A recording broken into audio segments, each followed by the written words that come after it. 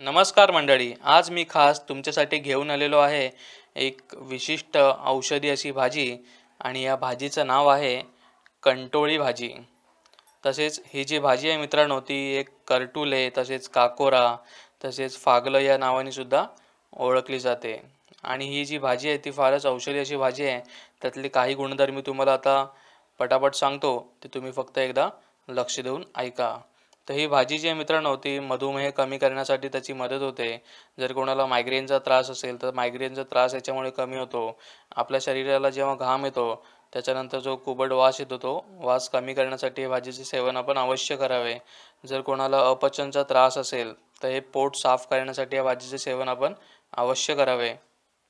जर कोणी कॅन्सरचा पेशंट असेल तर त्याच्या ज्या पेशी असतात कॅन्सरच्या त्या आणखीन वाढू न देण्यासाठी या भाजीचे सेवन आपण अवश्य करावे। तसेच आपली डोळ्याची जी दृष्टी असते ती दृष्टी वाढवण्यासाठी या भाजीचे सेवन आपण अवश्य करावे। असे अनेक बरेच उपयोग आहेत मित्रांनो। तर अशी ही औषधी परिपूर्ण अशी भाजी आज आपण बनवणार आहोत आपल्या कोल्हापुरी किचन्समध्ये। तर आता ही जी भाजी आहे मित्रांनो ती आधी सर्वप्रथम आम्ही साफ करून घेतो। त्यानंतर ही भाजी बनवण्यासाठी लागणारे जे साहित्य आहे ते आपण पाहणार आहोत। तर ही भाजी काहीशी अशा प्रकारची असते मित्रांनो, आपण पाहू शकता ह्याच्यावरती असे टोकदार असे काटे असतात, परंतु हे काटे लागत नाहीत। तर आता ही भाजी साफ कशी करायची ते सुद्धा मी तुम्हाला दाखवणार आहे। तर आता ही भाजी साफ कशी करायची हे आपण पाहणार आहोत। तर सर्वप्रथम आपण अशा प्रकारे मधून ही भाजी आहे ती चिरून घ्यायची असते। आणि आपण पाहू शकता मित्रांनो याच्यामध्ये जे बिया असतात त्या काहीशा आपलं जे कारलं असतं, कारल्याची भाजी असते त्याच्यामध्ये जशा बिया असतात तशा ज्या बिया असतात। परंतु ही जी भाजी आहे ती अशी छान कोवळी भाजी आहे। तर फक्त मी तुम्हाला ह्या बिया साफ कशा करायच्या त्यासाठी मी हे कापून दाखवलं आहे। जर ही भाजी जास्त जून असेल तर तुम्ही याच्यातल्या बिया आहेत त्या काढून घ्यायच्या असतात। आणि ही जी भाजी असते ती अजिबात कडू नसते। आणि अशा प्रकारे त्याचे उभे असे लांबट काप करून तयार करून घ्यायचे असतात। म्हणजे तुम्हाला हवे असल्यास ही भाजी आडवी देखील तुम्ही चिरून घेऊ शकता, त्याची गोल काप देखील तुम्ही करून घेऊ शकता।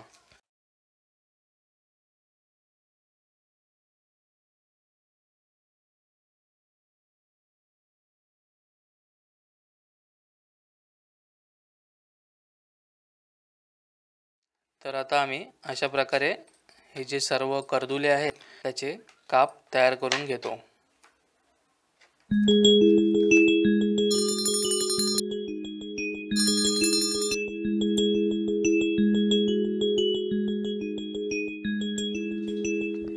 तर अशा प्रकारे आपण ही कर्दुल्याची भाजी आहे ती मस्तपैकी चिरून घेतलेली आहे। तिला स्वच्छ पाण्याने धुवून देखील घेतलेलं आहे। तर आता ही जी भाजी होती मित्रांनो ती साधारण पाव किलोची भाजी होती, ती आपण चिरून घेतली आहे। आता ही भाजी बनवण्यासाठी बाकीचे जे साहित्य लागतं ते मी तुम्हाला एकदा सांगतो। 2 मोठे कांदे बारीक अशा प्रकारे चिरून घ्यायचे आहेत। अर्धा चमचा लाल तिखट मसाला, पाव चमचा हळद, चवीप्रमाणे मीठ, 4 हिरव्या तिखट मिरच्या बारीक चिरून घ्यायच्या आहेत, 1 पळी तेल, 1 वाटी भरून आपण खोबरं किसून घेतलेलं आहे। चला तर मग आता आपण वळूयात आपल्या भाजी बनवण्याच्या कृतीकडे। तर आता आपण ही भाजी बनवायला सुरुवात करणार आहोत। त्यासाठी आपण या पातेल्यामध्ये आपण थोडंसं तेल टाकून घेऊयात।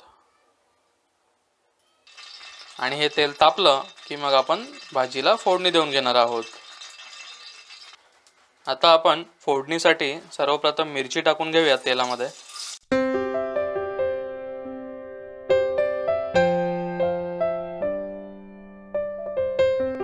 आता यामध्ये आपण कांदा टाकून घेऊयात।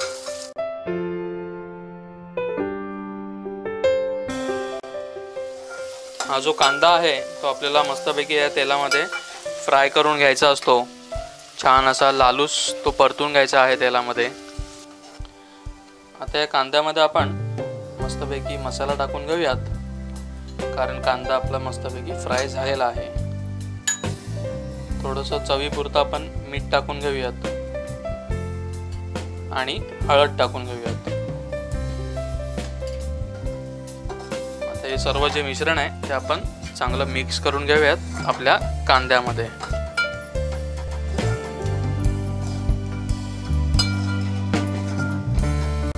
आता या पातेल्यामध्ये आपल्याला भाजी टाकून घ्यायची आहे.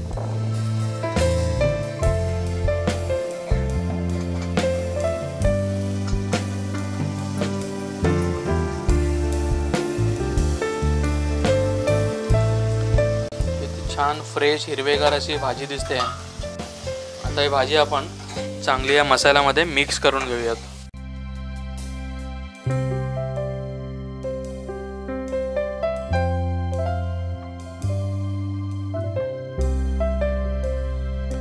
आता या भाजीमध्ये आपण थोडंसं पाणी ॲड करून घेणार आहोत.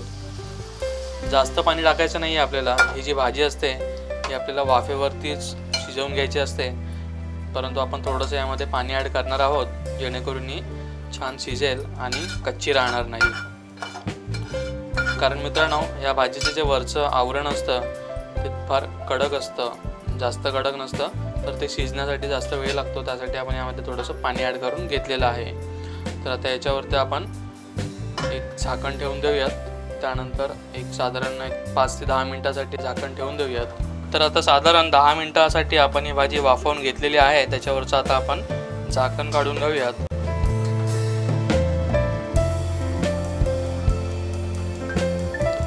तर भाजी जी आहे ती मस्तपैकी वाफवून निघाली आहे, छानपैकी ती शिजलेली देखील आहे. भाजी एकदा आपण छानपैकी ढवळून घेऊयात. आणि आता आपण त्यामध्ये जे आपण खोबरं किसून घेतलं होतं ते खोबरं याच्यावरती आपण टाकून घ्यायचं आहे.